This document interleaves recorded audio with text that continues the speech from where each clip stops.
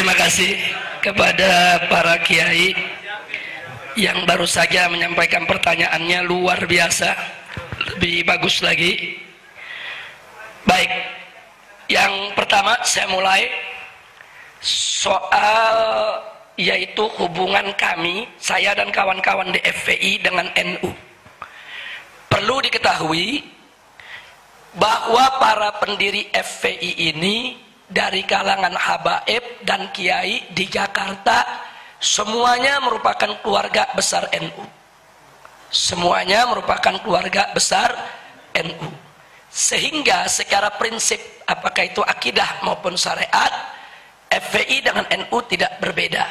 Oleh karenanya di dalam anggaran dasar FPI dituangkan bahwa FPI adalah organisasi Islam yang berasaskan Islam, berakidahkan Asy'ariyah dan bermadhab fikih Syafi'i. Itu dituangkan dalam anggaran dasar dan itu kesepakatan pendiri, tidak boleh diubah sampai kapanpun juga. Itu pertama yang perlu saya sampaikan. Yang kedua, sejak kami berdiri sampai hari ini, hubungan kami dengan NU sangat baik.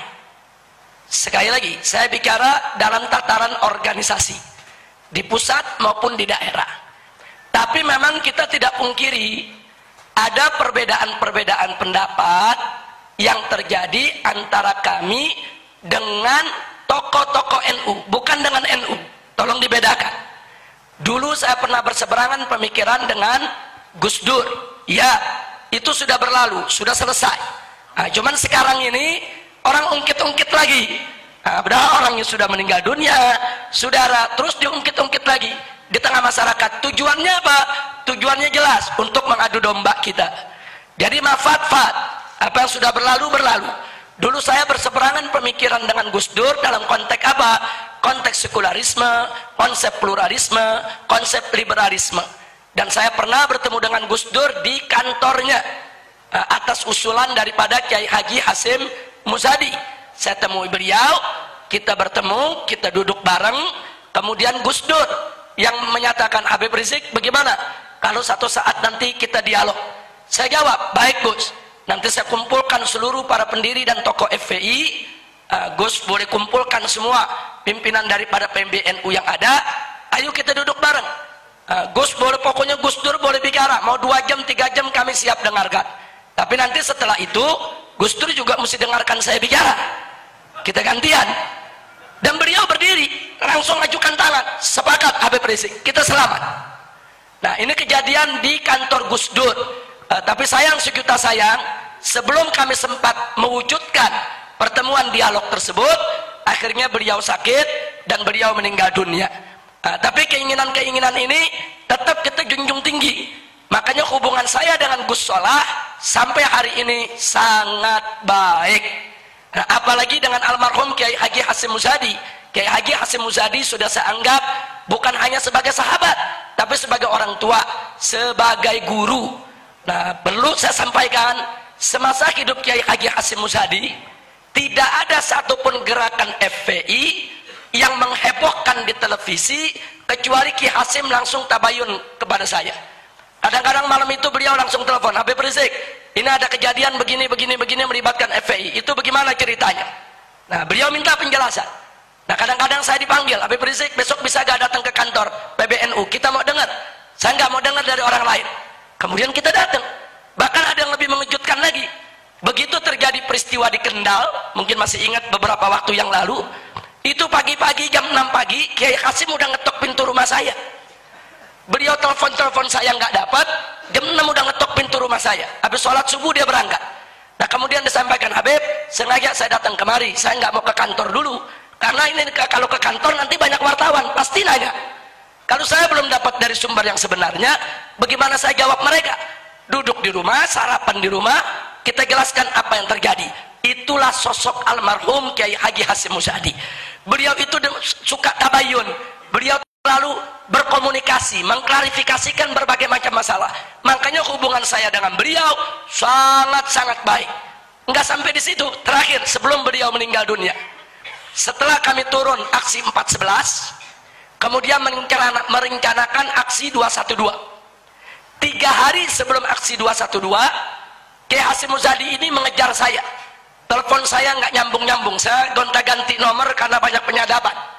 Kemudian kontak ke sana kemari nggak dapat. Begitu beliau dapat informasi saya sedang menyampaikan ceramah di daerah Cibubur, beliau langsung meluncur dari rumahnya ke arah Cibubur untuk menemui saya di tempat ceramah.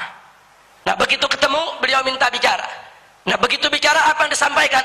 Nah, disampaikan semua, Habib jangan mundur untuk menegakkan yang hak.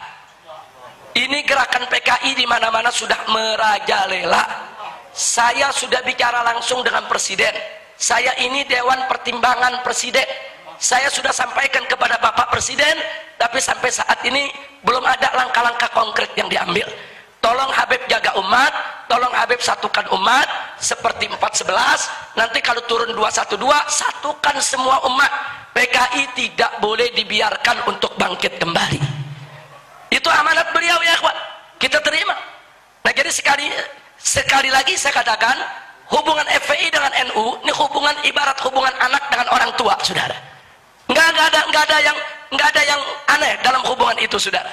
Tapi kalau oknum tokoh NU berseberangan pemikiran dengan kami, ya, saya tidak sepemikiran dengan Gus Dur, ya, saya tidak sepemikiran dengan Said Agil Siraj, ya, saya tidak sepemikiran dengan Masdar F. Masudi, ya, saya tidak sepemikiran dengan Gus Mus, ya, tapi saya sejalan dengan Kiai Haji Hasyim Muzadi, saya sejalan dengan Kiai Haji Ma'ruf Amin.